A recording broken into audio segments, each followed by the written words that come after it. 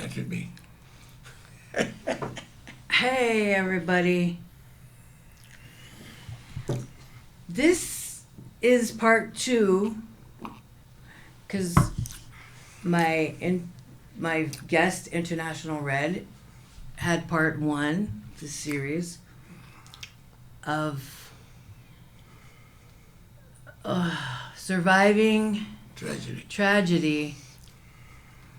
And I said my survival of tragedy. And I want to ask him questions about tragic experiences in his life. So, Red, tell us what tragedy you have survived. Well, I survived the first tragedy. Honestly, my tragedies were all under the influence of drugs and alcohol. Just natural catastrophes, I have not had any other than the earthquake that we had in '89. But let me tell you about the tragedy that the first one I had when I was, I think I was about 16 or 17, I guess. I was driving my father's, it was a station wagon, and he had all kind of cars, different cars. So he let us use the station wagon. And I was driving, and at that time I was drinking and, just drinking, not being precautious. And so they were building the BART in 1973. I'll never forget because they were building BART. BART that you ride now, that you've been riding for 30 years, whatever. I don't know how many years, it must have been 30. That place, it's 50 years, that's right. It's 50 years that BART's been running, that's right. Because I was 16 and I'm 70 now, 72. So you figure it out. But anyway, it adds up to where that I got in a tragic accident. What I did was break my arm though. But the car was total out. We hit a beam. And the two passengers, my friend Danny and his brother Albert, it was his friend, his brother. And we were going to a wedding, someone in his family was getting married. And I went to the hospital. And I didn't realize that the accident was that so bad, because I was drunk, like I said. But that was tragic. That was tragic. That was the first tragedy that happened, And there's other tragedies. Did anybody die? Nobody died. Nobody died. But it could have. God was looking over me because something could have happened worse. Well, yeah, you and everybody in the car. Right. But I was just so fat, but I didn't stop me. I was drinking and got in other situations, where things happen bad, and it's like, I still didn't stop me from drinking, So what finally did stop you? Well, it stopped me almost 28 years ago. It stopped me when, something real bad happened on that situation. I was on the streets, sleeping in front of a store, like these guys you see drunk on the store, dirty and tore up. And I was dirty and tore up. And then, first I was over in Oakland, and my friends and my family, they didn't want to help me, they didn't want to do nothing for me. So I ended up going to Frisco. And then I was in San Francisco, and I was, I had no money in my pocket. A friend of mine took me to the room. And I woke up, I didn't have no money at all, nothing. And then I ended up going to my cousin, right? And she seen me when I had 5 cars and had money and was doing good. So she treated me with love. Her love got me back on my feet. My sister had all the money and had all the material things. Her attitude wasn't compassionate enough to get me back on my feet because she wanted to down me for for being broke and not doing nothing and drinking. And she was drinking herself and then got out of control. But she was a drinker, what you call a person that functional alcoholic. They drink and then they can stop and drink on the weekend and stop, like, drink 2 days and don't stop. Okay. And then when Monday came and go to work, they back normal again. She was that type, so she could get away with it. Me, I could not do that. So when I went to my cousins, she said, "I'll help you, and I'm gonna get you on your feet, because I know I know I seen you before when you want to drink. Because I went 10 years before that I didn't drink when I got out of jail. I got on my feet and didn't drink for 10 years, but I was on the run. I was running from from prison for 10 years. But I thought you got out, meaning you escaped? Yeah, I escaped. I was on the run for 10 years, and, Oh, my goodness. and then I was with my woman. You escaped. I was with Sharon and I was with Silky, and they didn't know I was on the run. I didn't tell them. But I started using my real name again. I thinking it was over with. Like a movie? Yeah, after 10 years, yeah. You took the rocks out of the wall. I mean, how did you? No, I escaped from work release. You know how you go to work release? Okay. You go to work release. When you're in work release, And you just slid no, out somewhere. no, what I did, they sent me back one time because I had too many clothes. I had a lot of clothes. Are you still on the run? No, I got that cleared up. I stole all these. I didn't steal the clothes, but this girl did, and I bought them. I bought all these clothes because I love clothes, right? So I had a bunch of clothes, like a person that's been on the street. I had suits. I'm wearing suits and I'm dressed up like this in work release. I see people I know and they say, "Man, give me some money, man." I said, "What do you mean, man? I'm in work release." They thought I was free because I look good, but I look good because I was all the money I got and everything I hustled. That's crazy. I got shoes. How I got is that everything, a man. tragedy? No, I'm gonna tell you the tragedy. The tragedy is I was on the run. See, I went on the run because they wanted me to go to work and get $1,000 and get an apartment and I live up there. I said I don't want to live here. I want to go back to California. This is in Seattle. I'm in Seattle. I'm in McNeil Island. They take me to work release. They got me crossing across. I said, look, I don't have no family. I don't know nobody here. I can't live here. I don't want to live here. They wanted me to go get a job, telemarketing and all this type of stuff. I didn't want to do it. The tragic thing was they sent me back to prison because I had too many clothes and I was looking good. I was doing good. I didn't do nothing wrong. I just didn't get a job. So when they took me back to prison, I gets out 6 months later, they take me back to work release. I wanted to stay until I did my time. I thought I was going to, because I didn't want to go back there and try to get a job. Because I wasn't going to work. I didn't want to work. So this is what I did. I go back to work release. They give me all my clothes and all my stuff. Right? Okay. They give me my stuff. I look and I got all my clothes again. I thought they were going to take them. They were brand new stuff and everything. They give me my clothes. So this is what I do. When I get back to work release, I'm in work release, right? But they let me out every day to go. I'm supposed to be looking for work. So I get me a locker. I get me a locker at the train station. I get a locker at the train station. I take my clothes every day. I take a few suits and stuff out. I'm moving my. I'm finna run. I buy me some luggage. I get luggage. I got my stuff in the bus locker. I take things every day. I got my stuff. They don't know. Wore like 2 suits on each other or something? No. I just put things in bags and each day, a little bit, so they don't know I'm leaving. So they don't know I'm finna leave. I'm planning on leaving. I'm planning on running, being on the run. Then I run into a friend of mine. He had ID. I run into him in Portland. He got his ID and all this, so I get different ID and all that. And then what happened was, I ended up getting enough money, $200 or $300, and then I just left, and I stayed out 10 years. 10 And years. you didn't bump heads with any No, I didn't drink. I didn't do nothing, and I even came back to Seattle. police? I can't. Yeah, I ran to people that had different ID. Back then you could have ID, and I went back to Seattle. I'm right downtown Seattle, and I was there for 2 weeks. Under their nose the whole time? Under their nose, I even did that. Ain't that crazy? I mean, that was a tragedy. That is a movie. That's like I could have went folks. back to jail. They could have took me down. I thought, I didn't know. I'm right there doing wrong, and I'm doing wrong at the time. I mean, that was crazy. Oh my gosh. What is a tragedy? Because A I hurtful one. didn't learn my lesson at that time. I had hookers. I had hookers with me. I'm driving in a Cadillac. Capped up. When I go past the toll, going across state line, I could have went to the penitentiary then. I'd have been locked up right now from then. The tragedy is that I got away with what could have cost me my life. Why did And you then I get straightened put to- up. Oh, you got put to prison for drunk driving? Well, drunk driving and assault and a bunch of other stuff. I had tickets and stuff, and then I'd already been in prison a couple of times in California. So when I went to court, they said, "Well, we'll give you 2 years." So when I got to prison, they tried to give me 3. They gave me 2, and they sent me to work release. Right, and then when they sent me to the work release, I told you what happened. And then I stayed out to 10 years, and then this is the tragedy. Let me tell you the tragedy. When I get caught, 10 years, right? My lady, she gets $40,000. She leaves me. I get a Dear John letter. And when I'm doing 3 months and I'm only going to do another year.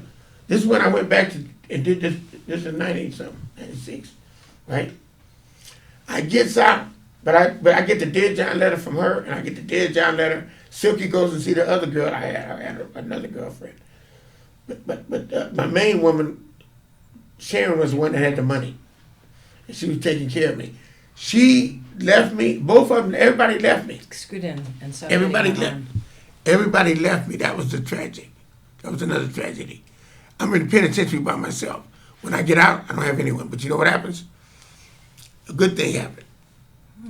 I gets out, right? I do 1 year, I get out. I get connected back with my daughter. I hadn't seen her in years. Some kind of way I get connected with her. I can't even remember how this happened. But by a miracle, I get connected with her. When I get out, I go see her. This is the last time I seen her to this day. I see my daughter, right? And then what really messed me up after I see my daughter and the baby, they were so cute and everything. And I said, oh, I could come back and see him. I'm going to do right. Your daughter had a baby? She had 2 babies, yeah. And I was looking at them, and they were little, and she was looking good. And I said, oh, I could be a grandfather. I'm thinking like this. In my company, when I go back, I get out early. I didn't know why, because my mother was sick. The same time, the first time I went to prison, and my father was sick. In 76. Stop hitting my arm. In 76, I lost him when I got out of prison. The first time I went to prison, 76, I did 2 years because of my father was sick and they got me out early. That was a tragedy. And when I got out, he died 6 months after I got out. And then I was drinking and drinking, but the drinking was a tragedy. But this time when I see my daughter, I go back to California, my mother's sick. Then I'm drinking again and I'm off the way. I'm off the hook. Drinking and I'm tore up. I don't remember my mother dying or nothing, the funeral. When I went to Fresno, I thought she was already passed away. I found out she didn't, and then I went back. I was just messed up because I was really close to my mother. That was the biggest tragedy of anything in my life. That was the biggest tragedy, losing my mother. So what made you stop drinking? Drinking? What made me stop drinking was, like I told you, my cousin. She helped me get back on my feet. She kept showing me love and who I was. You're not like this. You dress up nice. You look good. You got cars. You got money. You always had cars and money. You always did good. So she got me back on my feet to think like that. And then when I lost everything after that, the 10 years when I had all that stuff, then when I got back on my feet this last time, I said, I'm not going to try to keep up with the Joneses. I'm not going to try to have a lot of money. I'm just going to live a good life. And then I started just dressing, not trying to have a car and trying to have a place. And I ended up getting disability and getting on getting help. But you and then I was able never to get had a place. job. I'm telling you now, I didn't work. I Not- didn't work the whole time. Not one time you've never had a job No, I never had a job. since you've been an adult. Daughter or child. My father wanted to be a merchant marine. He signed me up for being a merchant marine and all that. But that wasn't my life. Never worked. That wasn't my. Never used a screwdriver. That wasn't my cup of tea. I'm not saying I regret it. I'm not saying I regret it because I came out on the good side. Most people couldn't do that. Today you cannot do that. That's impossible to live like I live now. You can't do it now. The world's a different world. And I try to tell these young people that you cannot do the things I did because, like she said, I could write a book. The adventures I've been, like in juvenile, when I ran away from these camps, when I ran away from the police bust me, let me tell you this here. Okay. One story, short. I was in a stolen car. They caught me on the way to L.A. They grabbed me. I wanted in San Francisco. They take me to the airport in L.A. because back then they couldn't handcuff juveniles. I break away in the airport and start running and jump and get in the cab on the other end. And get in the cab and ride in downtown L.A. 2 days later, I get busted and I'm back in jail anyway. Ain't that something? And they take me to San Francisco. And that's true. That's real. That's just the truth. From L.A. to San Francisco. Yeah, they bust me anyway. At least it wasn't Washington. No, it wasn't Washington, but I'm just saying I've had my ups and my downs, and I came out smelling good. But now you can't do that. You can't get away So with who that. put money on your books when you were in? So you never got money for food, or who did you write letters to? Did you? Oh, I worked in prison. I worked in the kitchen. I worked in prison now. That's when I worked. I did work. He's smart. I worked in prison. You have to work to get out. You can't get around it. So yeah, I worked, but on the streets I never did. But I did work in prison. I worked in the kitchen. Does that count?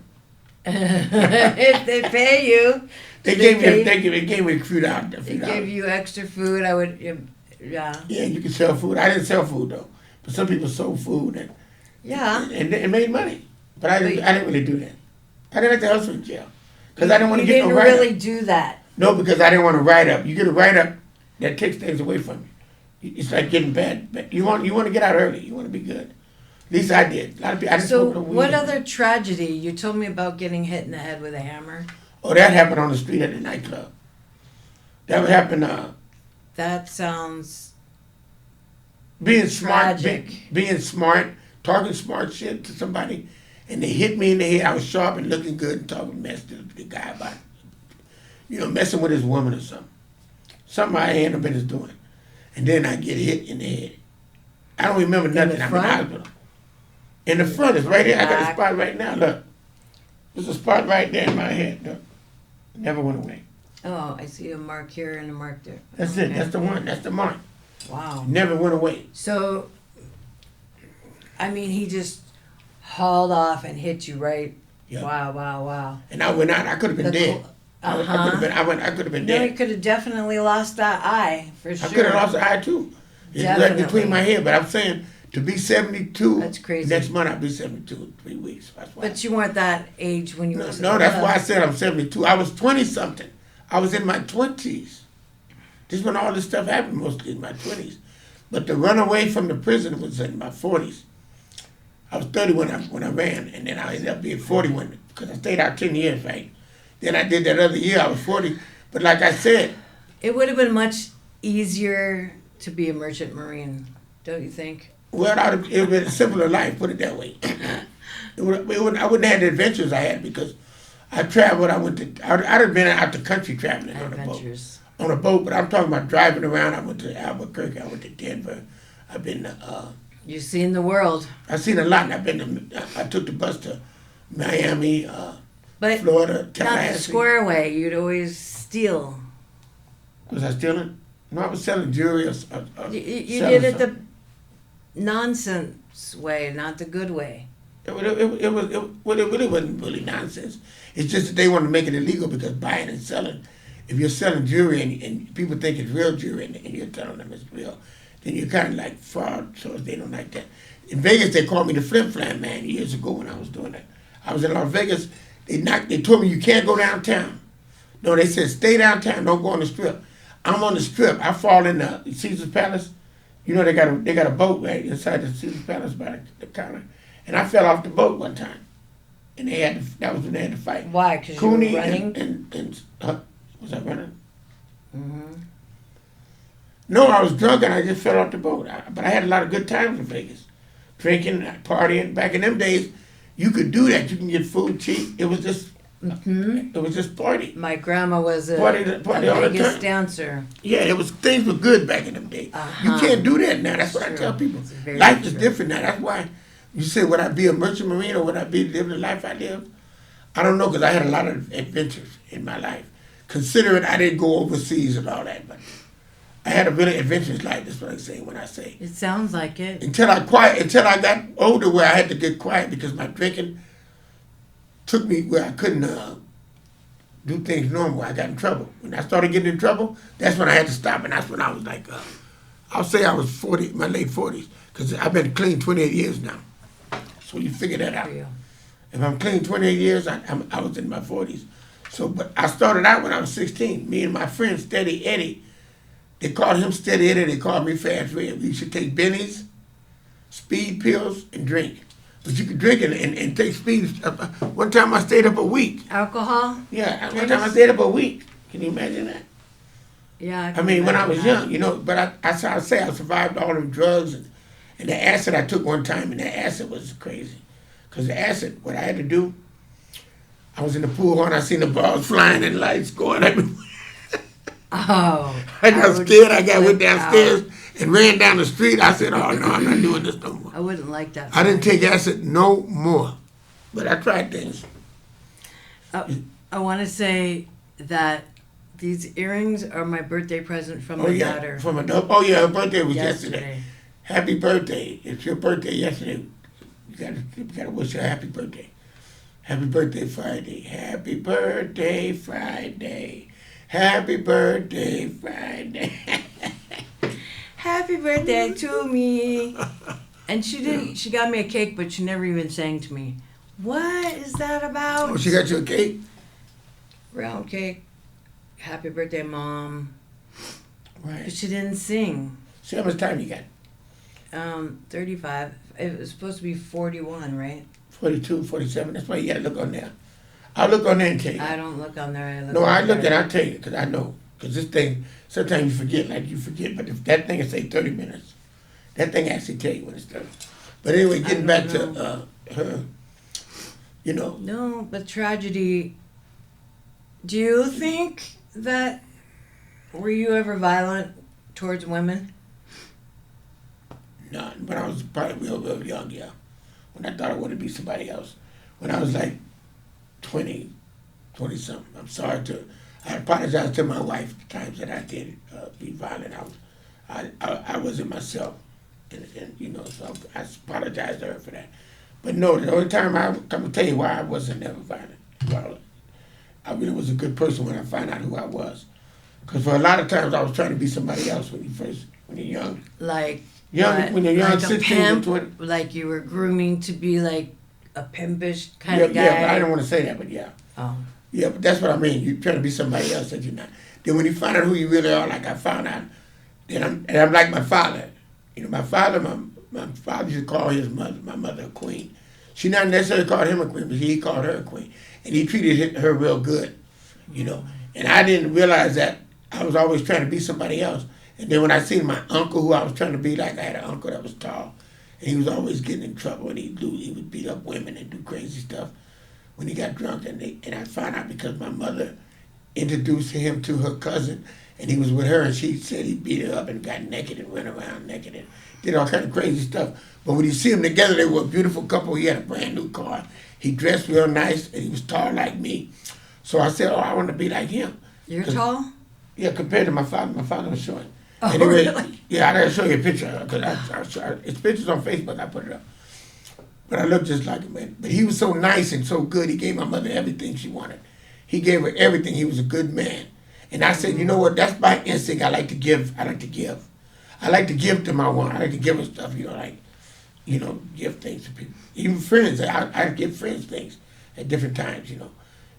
But the thing about it is that I realized that I'm like my father, so that's when I realized that I got to be my true self. And then you be happy when you're being yourself. When you find out who you really are, then you're happy.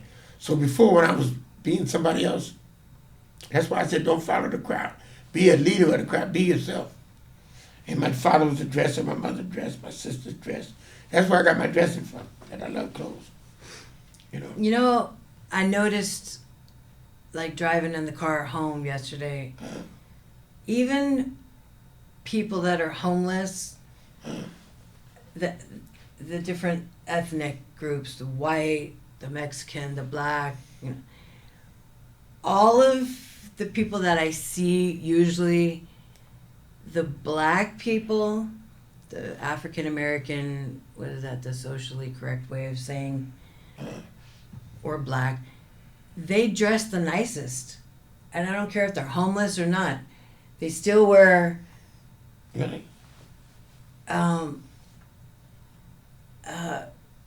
Slacks. They do? I don't know too many. Some wear slacks because I can see on the. I don't pay that close attention. It's cruddy and yucky, but and a jacket, like a jacket. I don't know. They just, and I saw this guy wearing a black and red checkered shirt, just kind of like a model. But he was probably homeless. You should have seen it in the 60s if you was around. And he was, before you were I born. was born 68, but I was a baby. No, that's what I'm saying. If you had seen Cause I seen a movie at the museum. Cause you know I'm gonna be in a museum. They put me in a museum. Tenderloin. Well, I'm the king of the You tenderloin. said that before, but when I'm gonna take you over there. when I see it, I'm gonna show you when they finish. But they had a movie they was showing about the '60s and the '70s, okay. and I was showing them. I said, "This is the era like it was the '70s right now. It was like well, things were going bad, drugs and blacks were looking bad. They weren't dressed up, and that after I told them after the crack, there was no more dressing, no more none of that. People stopped doing all that. I was the only one that kept it because for that 10 years, I was from the '80 to like this, I don't see anybody. no, that's what I'm saying. I kept this I up. mean, Like I told you, even when I was in work with these, I kept. but still, the black people, they dress, They used to. and they still do, not like this, but in normal wear. Well, they had. We They were all. have a style, is what I'm Right. trying to say, and it's a good. I'm impressed with this style. Well, they got even some Africans. My friend Debbie Taylor from Australia, give her a shout out. She showed me some sites where people were dressing. The Africans were dressing, but you know what they were doing? They were dressing, but they were borrowing each other's clothes. One day he'll wear this hat, the next day he'll wear the coat because they're so poor. They can't own their own clothes. They got to borrow clothes from each other, which is nice because they do buy it. They might pitch in and buy something and say, you wear it this day They're and I all wear that day. the same size. Yeah, they say, well, you wear this day, I'll wear this day. So I'm really blessed to have the clothes I got and own them. I feel blessed because when she was telling me how they were, I said, they dress nice. They might have, they were really trying to, they love clothes, I mean. And I said, wow, they have a lot of clothes. And they were showing how they deal with it, put it together. And they like clothes and they don't even have that much money. But they order nice stuff. It's nice. I have to go, What time is but it? 41 after. Can you just say the last words of tragic Okay, let me see the time. tragedy? Let me see the time. No, just I'm cutting it off. You cut it off now. You Yeah. don't want me to see what time it is? No, I'm cutting it off. You think it's time? Yeah, please. So, what's your final word to America I say about tragedy? Well, I say tragedy comes is when you get in. I'm gonna tell you about tragedy. Last word. How I feel. She went through tragedy.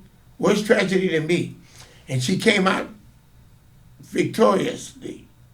Some people, it's not the tragedy that you have. It's how you deal with the tragedy and live your life after tragedy. After the tragedy, if you do, it makes you stronger and you live a better life. She was able to. She was able to be with her daughter closer than she would have, and they've been together through homelessness, and now they're dealing with happiness. So that's all I got to say.